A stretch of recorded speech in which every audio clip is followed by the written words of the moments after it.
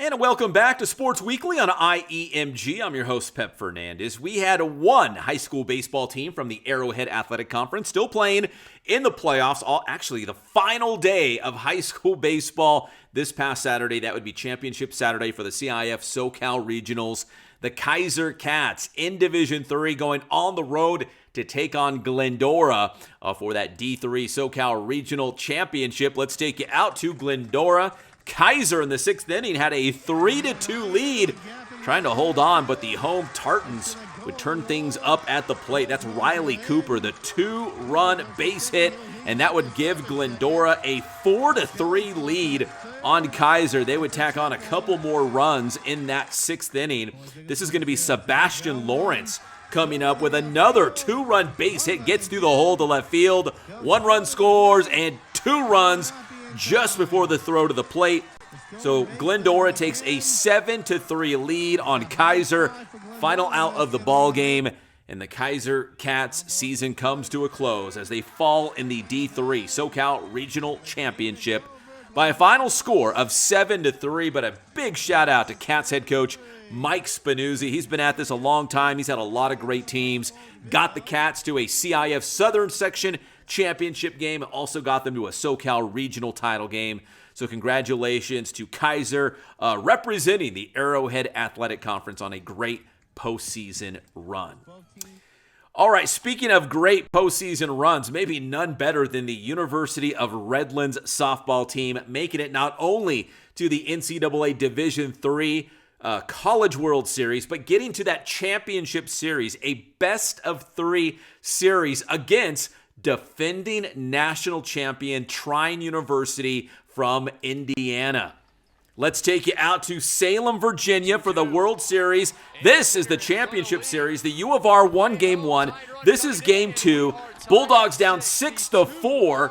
Bases loaded. Natalie Lothers, the 2 RBI base hit to tie it up. That's Layla Gomez scoring the tying run. She is from San Bernardino, an Aquinas High School product. Ties the game at 6. Then in the 7th inning, still tied, when Avery Provenzano brings home Maya Holshoe to give the U of R the 7-6 lead. The comeback for the Bulldogs, they're up by 1.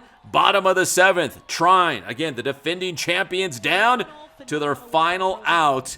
But they would not repeat as champions this year because the title is coming back to the IE. The Redlands Bulldogs win the NCAA Division III National Championship by defeating Trine University in Game 2 of that championship series by a final score of 7-6. Congratulations to the U of R. Tons of IE players on that team. We mentioned Layla Gomez from Aquinas High School. Congratulations to the Bulldogs. After the game, head coach Jose Ortega talking about the Bulldogs' run to the national title. It's unreal. We didn't set out to win a national championship. We just set out to play together, hang out with each other as long as possible. We did that, and then we ended up winning the last game, which is again still surreal. It was an awesome series. We lost a game in our regional. We lost a game in our super regional. And then we showed up to the World Series, and we decided not to lose one here. It was insane. It's amazing. It's nothing that we've done as that's coaching staff. I believe it's just the players leading the charge. I mentioned it before a few times. It's the collection of players that we have that are just selfless. They continue to fight, and it was no surprise, honestly.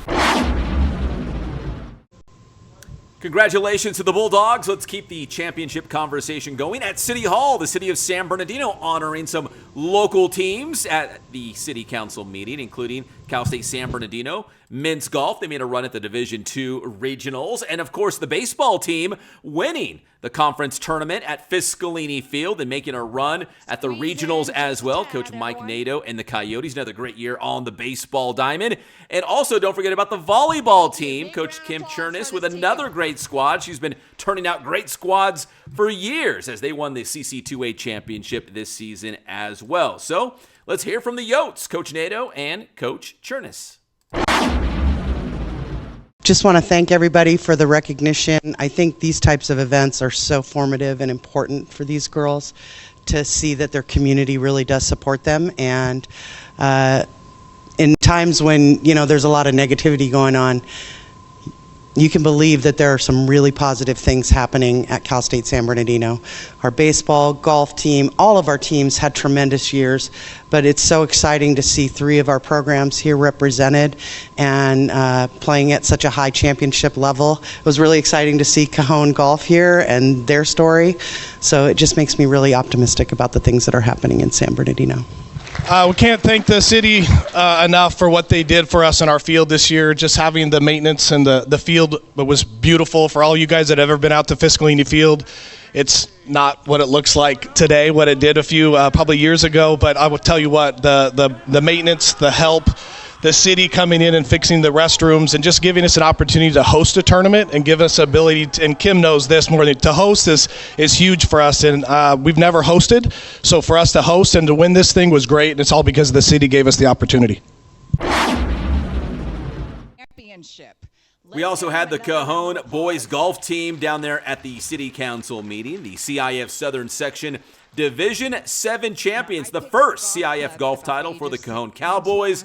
Here is head coach Eric Jordan. I just want to say thank you to everybody for showing up and showing out. Last year at this moment in time, there wasn't going to be a golf team or golf program at Cajon High School. And that was something that hurt me because I played on the team when I was in high school. And for these boys to come out, for the parents, for everybody to show up the way that they did this year, it's tremendous. It's phenomenal. It's what's needed. When we go to Redlands Country Club and when we go to Yucaipa and when we go to all these places, they look at us like, San Bernardino. And we did this, and it doesn't happen without the support of everybody, without the support of 61 and all of the different people on the stage. We don't win it. We don't go and do that. And our boys, for just countless hours, they turned into golf nuts, and I loved it. They got crazier about golf than even I did it a lot of times. So just a shout out to them. Shout out to Andrew and Gavin and Freddie for being the best captains that we could have had.